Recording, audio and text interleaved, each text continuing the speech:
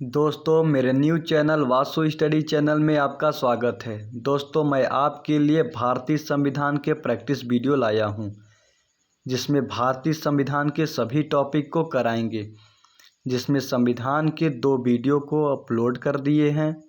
अगर आप पिछला वीडियो नहीं देखे हैं तो उसे देख लेंगे। आज का वीडियो नीति निर्देशक तत्व और राष्ट्रपति से उठने वाले सभी महत्वपूर्ण प्रश्नों की प्रैक्टिस करेंगे। तो दोस्तों, आपने अभी तक मेरा चैनल सब्सक्राइब नहीं किया है तो कर लेंगे और बेल आइकन को दबा देंगे, जिससे मेरा अगला वीडियो आप तक पहुंच सके। तो आइए शुरू करते हैं।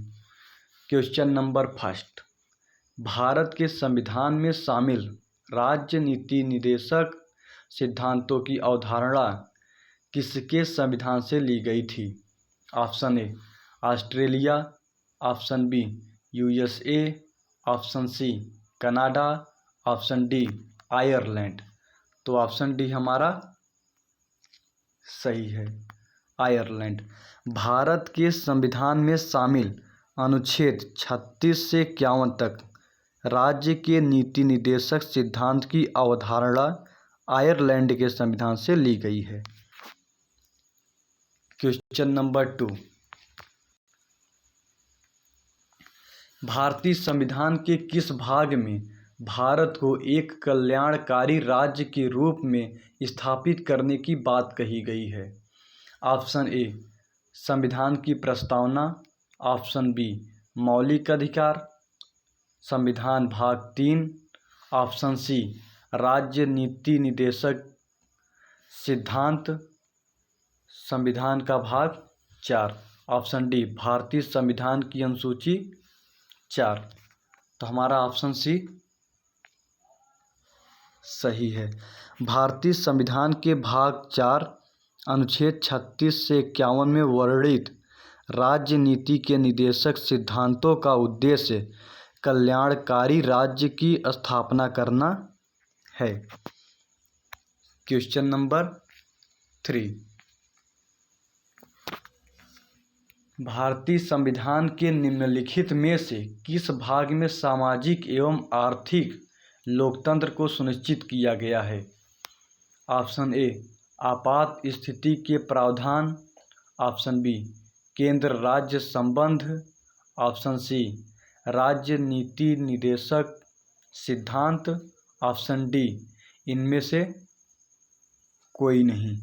तो ऑप्शन सी सही है। भारतीय संविधान की प्रस्तावना में सभी नागरिकों को सामाजिक, आर्थिक, राजनैतिक न्याय का संकल्प है। तथापि सामाजिक एवं आर्थिक न्याय सुनिश्चित करने हेतु प्रावधान संविधान के भाग 4 प्रस्तुत है।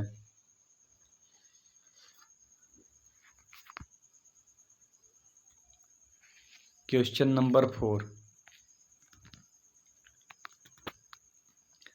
निम्नलिखित में से किसे बहुमत द्वारा संशोधित किया जा सकता है?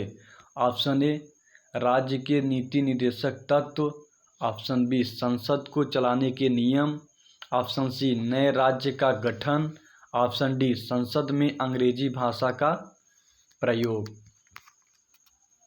तो ऑप्शन ए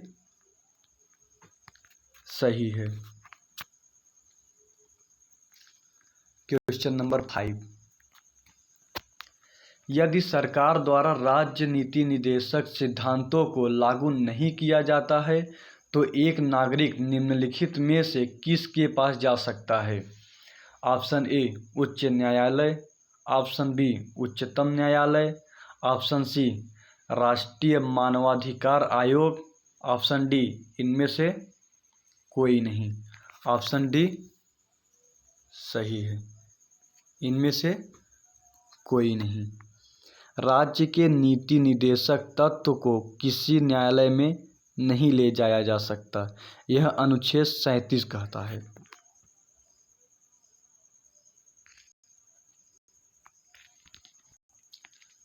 क्वेश्चन नंबर 6, संविधान का कौन सा भाग राज्य नीति के निर्देशक सिद्धांतों से संबंधित है?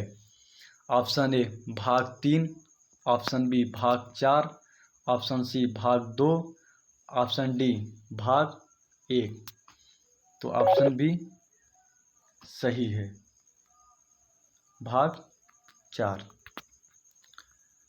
क्वेश्चन नंबर 7,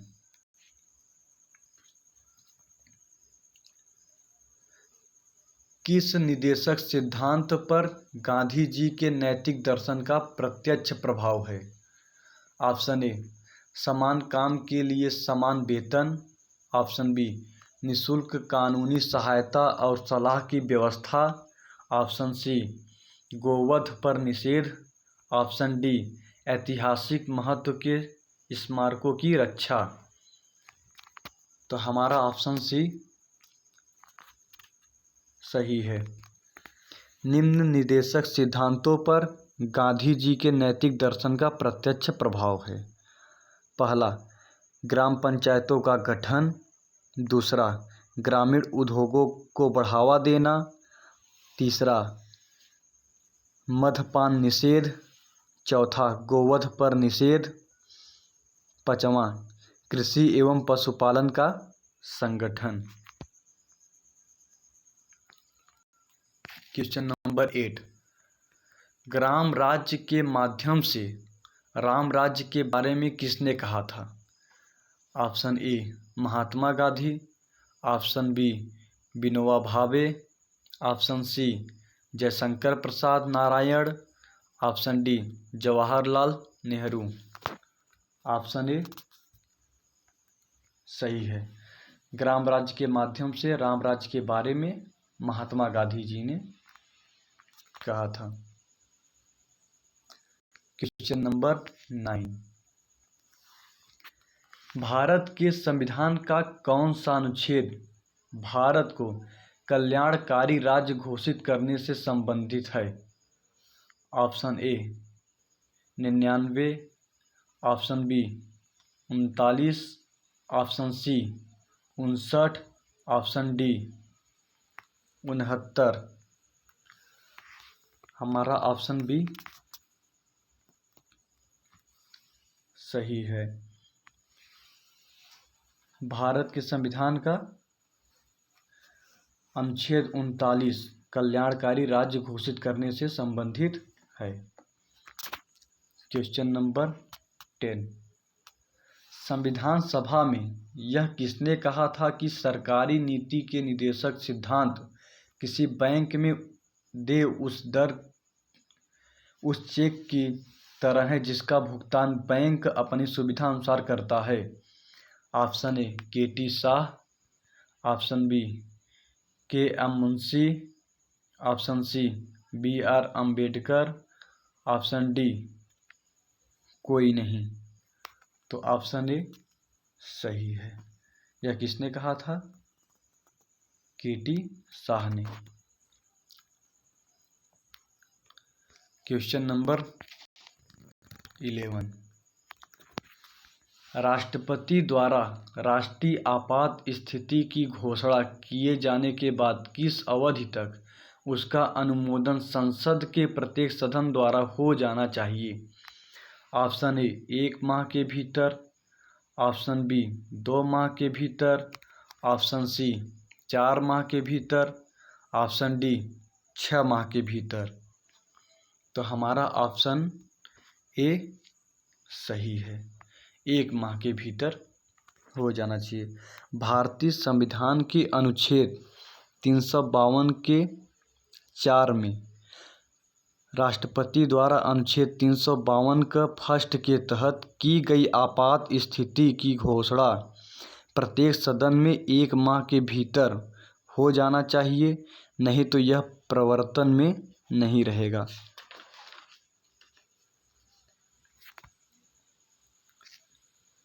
क्वेश्चन नंबर 12, भारतीय संविधान के अनुसार कार्यपालिका का प्रमुख कौन है?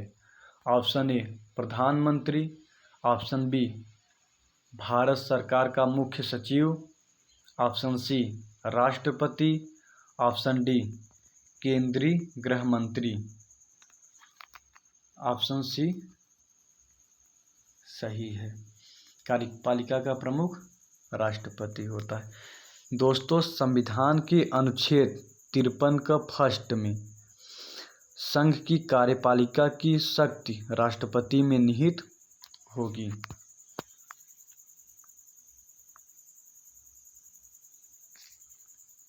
क्वेश्चन नंबर 13, उपराष्ट्रपति पदेन अध्यक्ष है। ऑप्शन ए राज्यसभा का, ऑप्शन बी लोकसभा का, ऑप्शन सी योजना आयोग का, ऑप्शन डी राष्ट्रीय विकास परिषद का। तो ऑप्शन ए सही है। उपराष्ट्रपति राज्यसभा का पदेन अध्यक्ष होता है। संविधान के अनुच्छेद 89 का फर्स्ट के तहत भारत का उपराष्ट्रपति राज्यसभा का पदेन सभापति होता है। क्वेश्चन नंबर 14, भारत का राष्ट्रपति बनने के लिए न्यूनतम आयु कितनी होनी चाहिए। ऑप्शन ए 30 वर्ष, ऑप्शन बी 35 वर्ष, ऑप्शन सी 40 वर्ष, ऑप्शन डी 37 वर्ष। तो ऑप्शन बी सही है, 35 वर्ष। तो भारत का राष्ट्रपति बनने के लिए न्यूनतम आयु 35 वर्ष होना चाहिए। क्वेश्चन नंबर 15, किसने 2 पूर्ण अवधियों तक भारत के उपराष्ट्रपति का पद संभाला था। Option A S Radhakrishnan, option B PV Giri, option C BD Jatti, option D M Hidayatullah. तो ऑप्शन ए सही है, S Radhakrishnan. Doctor S Radhakrishnan ने वर्ष 1952 से 1957 तक तथा 1957 से 1962 तक 2 बार पूर्ण अवधियों तक उपराष्ट्रपति रही तथा 1962 से 1967 तक राष्ट्रपति भी रही। इसके अतिरिक्त हामिद अंसारी भी 2 बार उपराष्ट्रपति रहे।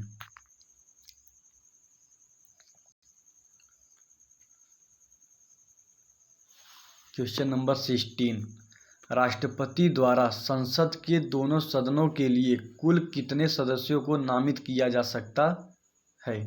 Option A 16, option B 10, option C 12, option D 14। तो ऑप्शन डी सही है, 14। राज्यसभा के लिए 12 तथा एंग्लो इंडियन समुदाय के लिए 2 व्यक्तियों को शामिल किया जाता है।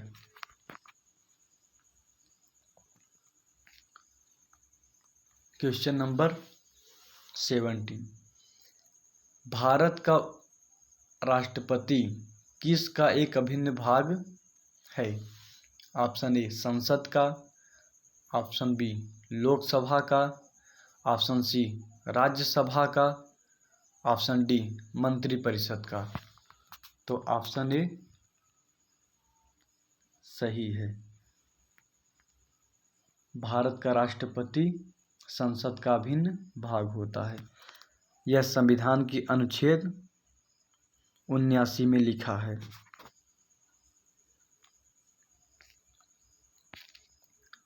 क्वेश्चन नंबर 18, राज्यसभा के सदस्य का निर्वाचन कितनी अवधि के लिए होता है।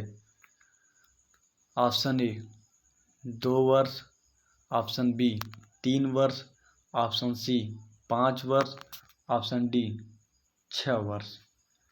तो ऑप्शन डी सही है, कितनी अवधि के लिए होता है। तो 6 अवधि के लिए, 6 वर्ष के लिए।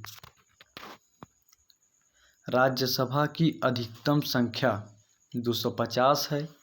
यह स्थायी सदन होने के कारण राज्यसभा का विघटन नहीं होता। इसके एक तिहाई सदस्य प्रत्येक 2 वर्ष की समाप्ति पर सेवानिवृत्त हो जाते हैं। क्वेश्चन नंबर 19, राज्यसभा के लिए राष्ट्रपति द्वारा कितने सदस्य नामित किए जाते हैं? Option A 2, option B 12, option C 15, option D 20।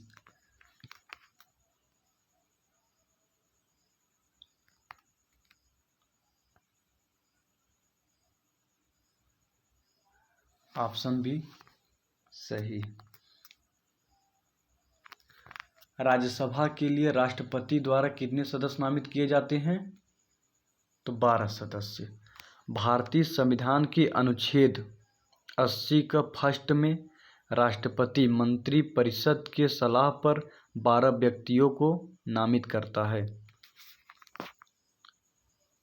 Question number 20, राष्ट्रपति पद में रिक्त की स्थिति में उपराष्ट्रपति अधिकतम कितनी अवधि के लिए राष्ट्रपति के तौर पर कार्य कर सकता है?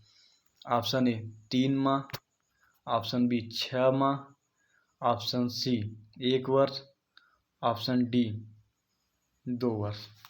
तो ऑप्शन बी सही है।